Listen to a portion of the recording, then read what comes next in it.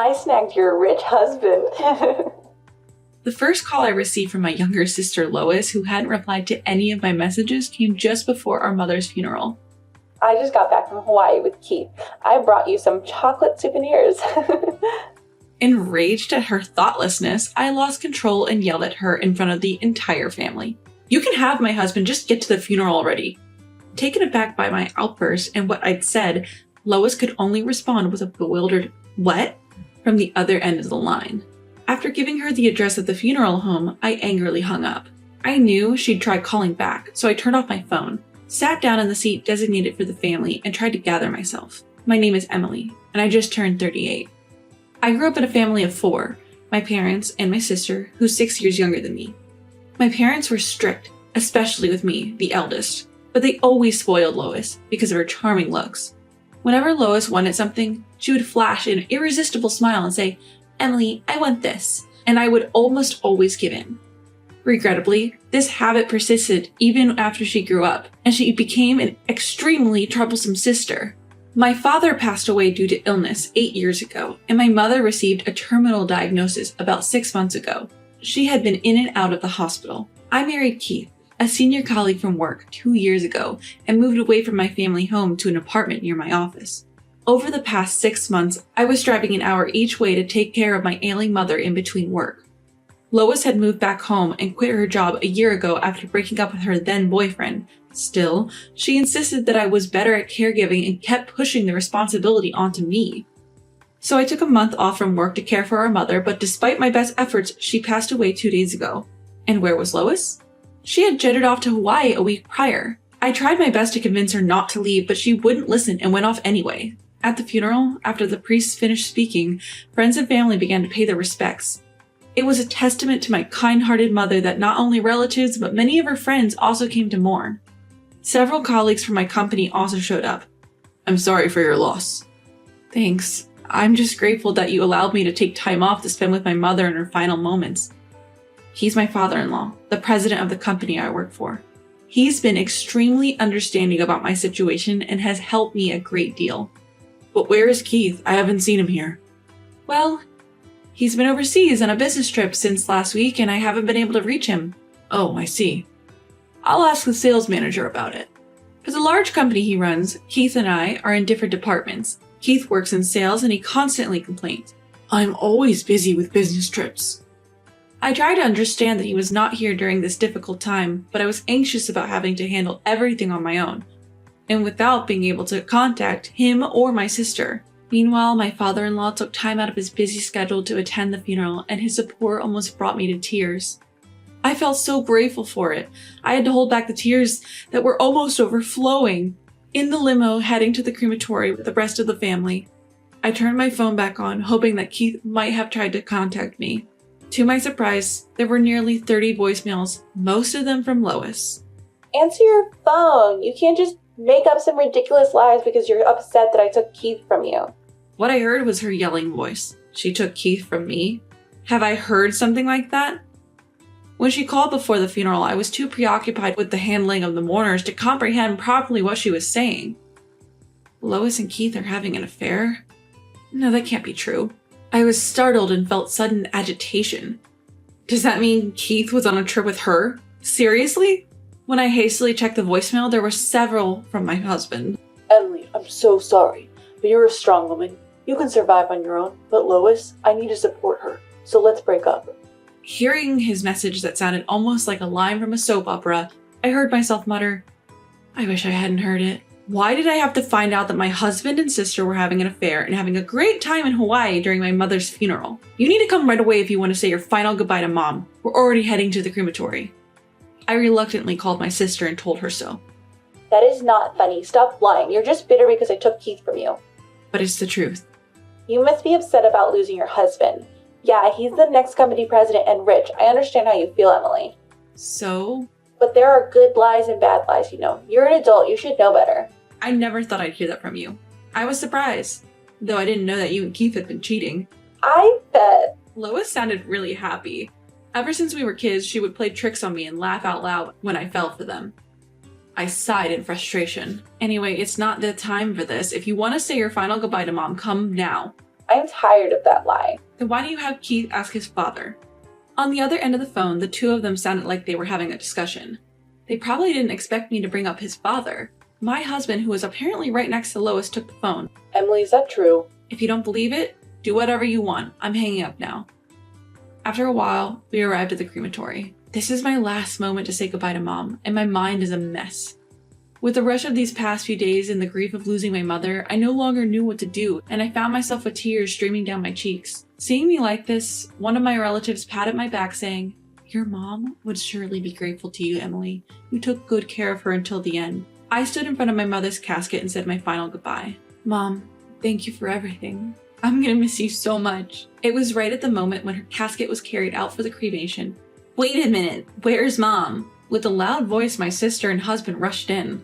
When Lois saw the casket disappearing behind the doors, she tried to cling to it, but the doors are closed mercilessly in front of her. "No, I haven't said goodbye to Mom yet, stop it!" Lois was wailing, and Keith was standing behind her, stunned. "We should move as it's disturbing to others."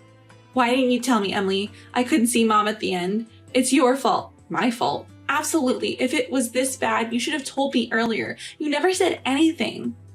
I can't count how many times I've explained our mother's health condition to Lois. Every single time she'd just brush it off saying, "I don't know how to handle any of this. I'll leave it to you, Emily." "That's right. This all happened because you didn't explain how serious your mother's condition was. It's your fault." Even my husband, Keith, started blaming me. I stared at them in fury. "Then what were you two doing all this time?" I raised my voice. Gasping, they finally fell silent. "If you can't say it, I will. You were on a fun-filled, romantic getaway in Hawaii together, weren't you?" The relatives started to murmur as they had been observing this in disbelief. Up until now, whenever relatives asked, "What's wrong with Lois?" or "Isn't Keith coming?" I've been making excuses for them so that they wouldn't look like the bad guys. "Mom, I'm sorry. I really wanted to say goodbye to you more quietly." Apologizing in my mind, I knew I had to clear up things here and steeled myself. When exactly did this affair start? You knew I was on leave, caring for Mom, right? I was having a hard time. I asked for help numerous times, but all you two did was spend fun time together, didn't you? "Enough, it's all your fault, Emily. It's because you didn't keep Keith close enough." What's that supposed to mean? "You need to prioritize your husband more. He said he was bored at home because all you talk about is work and caregiving. Poor Keith." Oh, so that's what he said. As I glared at Keith, he quickly looked away, avoiding my gaze. "Emily, you managed to marry a rich future company president, but you got conceited. That's why he got snatched away by me. You always do this, Emily." In reality, every time I had a boyfriend in high school or university, Lois stole them from me. The only time it didn't happen was with Keith because Lois was already living with her boyfriend at the time. What a shame. From now on, I'll be with Keith and become the future president's wife, so break up with him. Fine, you can have Keith. I'll divorce him. By then, I didn't care about anything. When I decided to marry Keith, I had no idea he was the son of the president. He was working at a regional branch and came to work at the headquarters in my department. Keith was bright, friendly, and good at connecting with everyone, quickly becoming a part of the team. I started to have feelings for him as he approached me. We started dating, and when he proposed eventually, I happily accepted. It wasn't until I visited his parents' house that I found out his father was the president of the company I worked for. It was a real surprise. "So promise me, don't come back later begging you don't want a divorce." "I won't do that." "You're sure you want to leave me?" "Yes, I am." "If you leave me, no man will marry a workaholic like you. You know that, right?" "I can live my life as I like on my own, but for today, please say your final goodbye to Mom properly." Keith and Lois exchanged looks, smirking as if they'd won. The relatives furrowed their brows watching the situation. "I'm really sorry for showing such an unpleasant scene." As I was apologizing to my relatives, I heard Lois whisper to me, "Always playing the good girl. I hate this about you." I've put up with a lot because she was my little sister, but I'll stop considering her as such. I'm getting divorced from Keith, and I have no family left. All I need to do is prepare myself for that. I bit my lower lip hard. 2 weeks have passed since then. I moved all my stuff out of the apartment I had been living in and started living in a new condominium that I had leased near the office. I even put my parents' house up for sale, and there's nothing left. Lois began living with Keith as I moved out. Of course, Keith and I have already completed our divorce papers and submitted them to the courthouse. I'm sure they're happily starting their newlywed life right now. Well then, I finished handling Mom's paperwork. Now the revenge begins. Watch over me, Mom. I smiled at my mother's portrait, picturing the events to come. Enjoy your newlywed life while you can, you two. The next day, while I was at the office for my job reinstatement, a lot of voicemail messages piled up on my cell phone. Hey, what's going on? We're divorced, aren't we? Why do I have to pay $30,000? Anticipating that they might come to my new place if I leave them alone, I decided to meet at a local diner. As soon as we started talking, Keith was frothing at the mouth and yelling, I received a document from a lawyer. What's this all about? We're already divorced, aren't we? Exactly, I don't understand. I had asked a lawyer to claim $40,000 from Keith as my share of the property and $30,000 from Lois for her part of the medical care coverage for our mother. The documents must have arrived at their place. It's something that they should have expected, but they probably didn't. I was exasperated. You just need to pay what you owe. That's not fair. Listen, don't think you can get away with what you've done. I've suffered from tremendous emotional distress. Should I sue you for that as well? Emotional distress? You cheated. That's a fact. So pay up. They fell silent for a moment, probably realizing they couldn't argue with the law. Then, after a while, Lois started looking down at me. So, Emily, you're just after the money after all. Fine. I'll let Keith pay. If I borrow money from my dad, we can easily prepare the $70,000. Keith, I know you don't have any savings. Lois, are you really okay being with a guy who doesn't have any money? Keith will become the president soon, then he'll be rich. It's just a bit of patience. Oh, Lois, you're after the money too, aren't you? No, I have plenty of love. Dad has been saying for a long time that he'll retire when he turns 65. So in 2 years, I'll be the president. Really? It'd be great if you could really become the president. I'm definitely going to become one. I'm the only son. I wonder. Finally, I couldn't hold back any longer and burst out laughing. I can't believe this. Has she finally lost it? I heard my sister saying. But the real stage of the revenge that I had set up is just starting. Keith, you've been missing work for quite a long time, saying it's because of the family funeral, right? Well, my mother-in-law is family too. That's true. But the company knows what you've been actually doing. Huh? You don't know that your father was kind enough to attend Mom's funeral, do you? I had purposely not informed Keith and Lois about this, so Keith believed that his father knew nothing about what was going on. I've let the company and the president, your father, know that you lied about taking family leave for caregiving and went off to Hawaii with your mistress instead. Oh, you never did any caregiving at all. You have the gall to act so brazenly, and you've been off work with Lois on several of your business trips, haven't you? I've reported that too. How did you find out? Lois has been posting photos on social media showing where and when she went out. Plus, there were a few pictures with you in them. How shocking. Huh? You knew about my social media? It's the same account you had back when you were in high school. Of course I'd know. Lois looks uncomfortable, and Keith is taken aback by my words. Hey, is it true that Dad knows everything? Just as my mother was family to you, your father considered her his family. And of course he would know about the family funeral, as it should be reported to the company. Even after the funeral, he cared about me and had contacted me several times. So I had reported all the past events to him.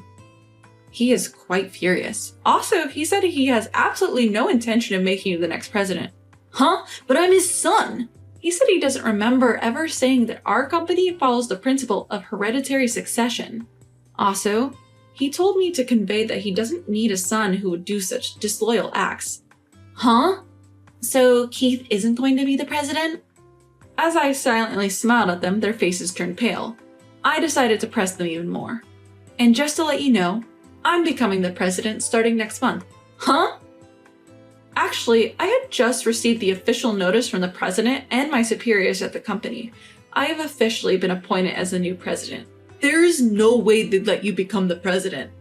If you think it's a lie, why don't you call your father right now and ask? Keith is frantically calling his father. Lois, his new wife, is watching anxiously. So, Emily is becoming the president. It was true. So, I can't become the president's wife? If I knew that, I wouldn't have stolen you from Emily. But you just told me you love me. That was including your money. What did you say? I couldn't stand the couple starting their squabble in front of me, and I got up. If you want to fight, do it somewhere else. Oh, I'll be expecting the payment. Thanks. Wait, please don't abandon me. Please support me, sis. I apologize. I deftly sidestepped the hands that the two of them stretched out in desperation and left the place. After that, the two of them ended up getting a divorce. My ex-husband Keith was demoted by his father and eventually quit his job. Now he's working part-time jobs every day to pay what he owes me. Lois is said to be working in a bar at night. Apparently she was doing well at first, but she was fooled by a bad man and ended up in a terrible situation. I've become the president. That being said, it's for a small company that's like a tenant in the main company building, a subsidiary in the caregiving industry that was established based on the proposal I submitted during my caregiving leave. Still, the caregiving business is expected to expand in the future, and I'm expected to do well. I'll do my best from now on.